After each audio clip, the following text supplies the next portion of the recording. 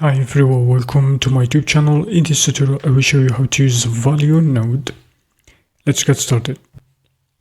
Shift A, let's add a cube node like this.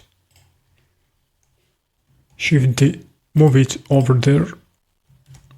Shift A, let's add set position node. Shift D, duplicate it. We need to join these two objects together. We need join junction node. Connect it like this. Connect the cube to the set position and the second cube also.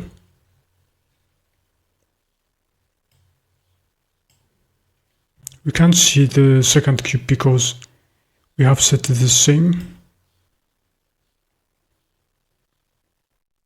position, and let's play around with that value to move it away from the first position as shown here.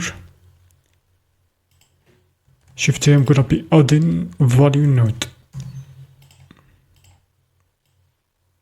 Connect it to this size, and you can play around with the value to working procedurally.